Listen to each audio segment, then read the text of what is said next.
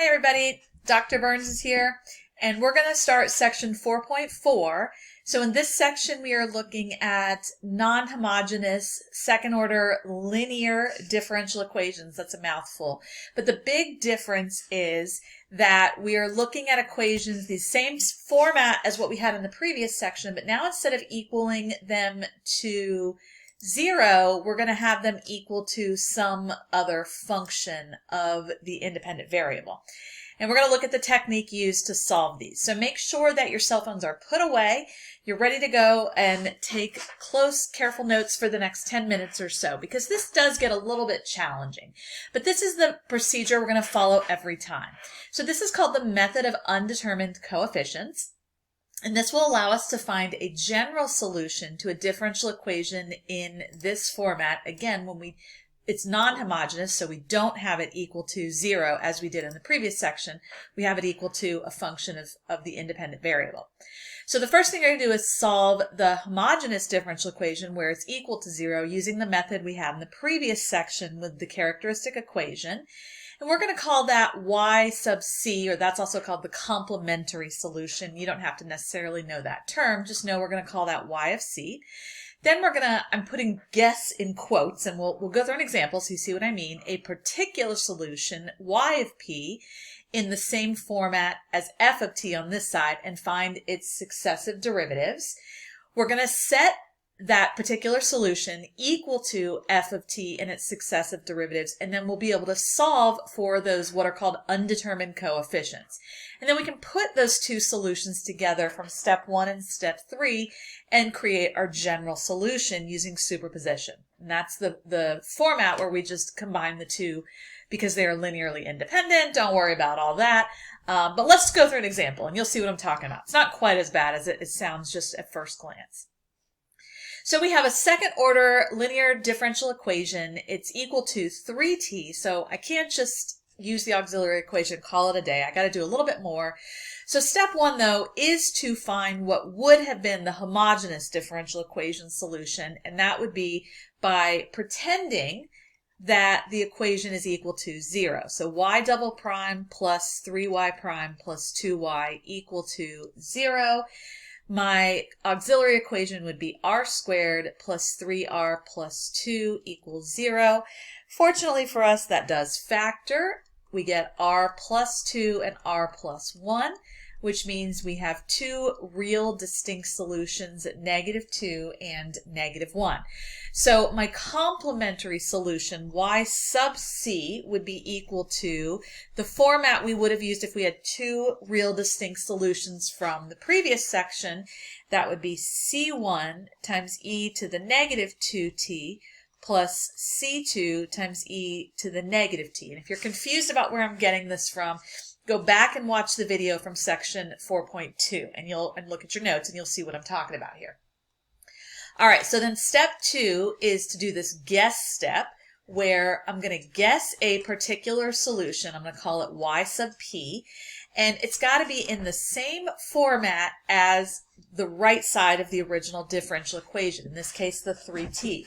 Since that is linear, it's just going to be, I'm going to set that equal to at plus b. So just a linear equation, regular slope-intercept form, coefficient of a and b, and that's what I'm going to solve for in just a minute. Those are those undetermined coefficients that we were talking about. Let me go ahead and find its successive derivatives. So y, if this is y of p, yp prime would just be a, and yp double prime would just be 0 because a is a constant. A and b are both constants, by the way.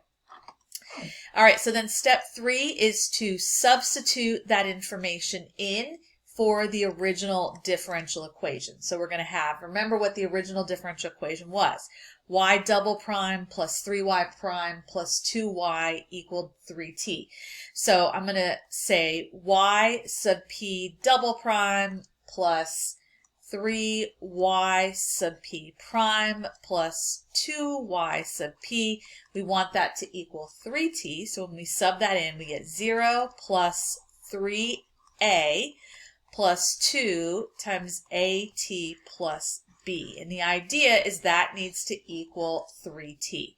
So at this point, our goal is to solve for that capital A and that capital B. We want to figure out what those are.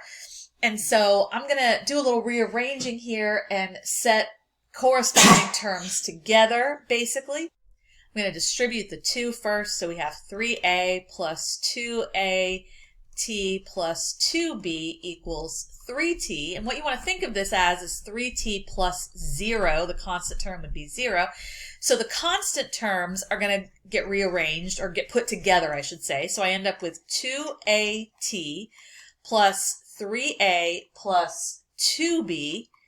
That's basically your constant term, and 2a is the coefficient on the t, and that's going to equal 3t plus 0. So then you're going to set corresponding parts together. So we end up with 2a is equal to 3, right, because they're both coefficients on the t, and then 3a plus 2b is equal to the constant, which is 0.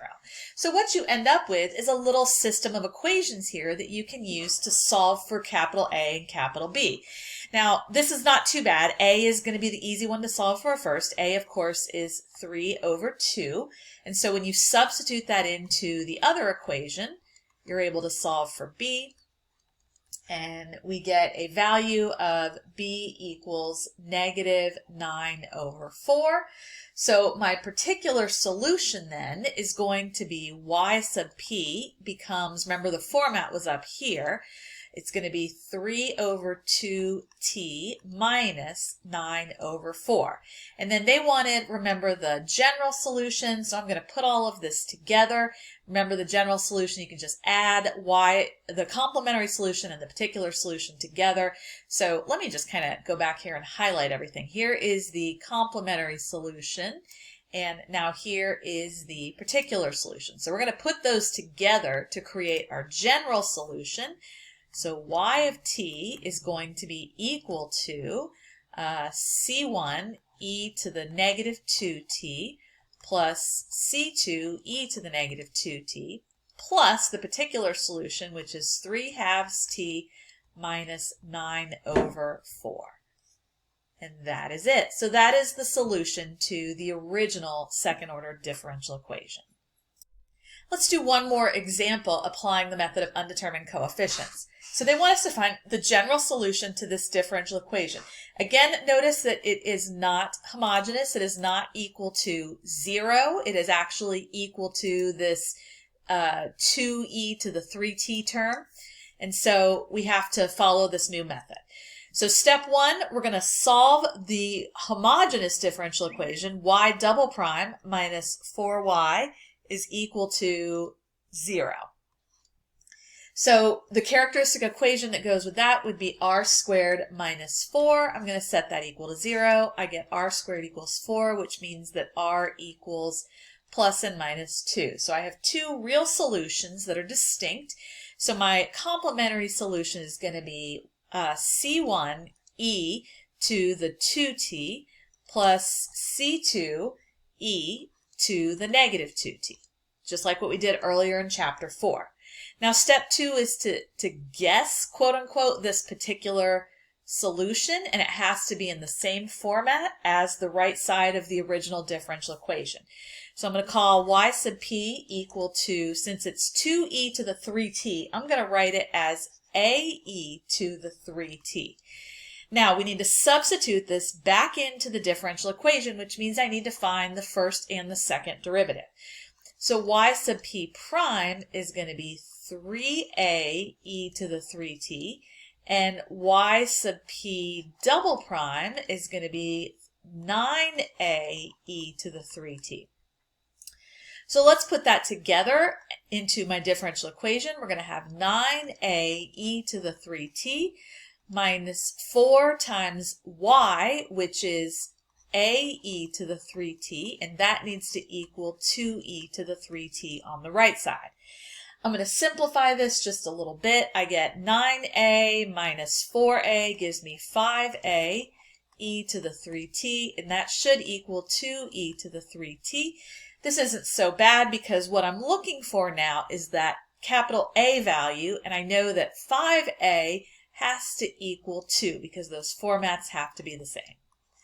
So then I wind up with A is equal to 2 over 5, and that is the coefficient that's going to go with my particular solution. So y sub p is 2/5 e to the 3 over t, and this would be a solution to the original differential equation, one particular solution. But they said to find the general, so we're going to put all this together. So my general solution is going to be, remember, it's going to be the complementary plus the particular. So that means we've got my complementary solution was back here, and my particular solution now is down here. So let's put all that together. So we get y of t is equal to c1 e to the 2t plus c2 e to the negative 2t, and then plus that particular solution I just came up with, which was 2/5 e to the 3t. And that is the general solution to the differential equation. So be sure to bring your notes with you tomorrow in class, and we'll do plenty of practice with the method of undetermined coefficients.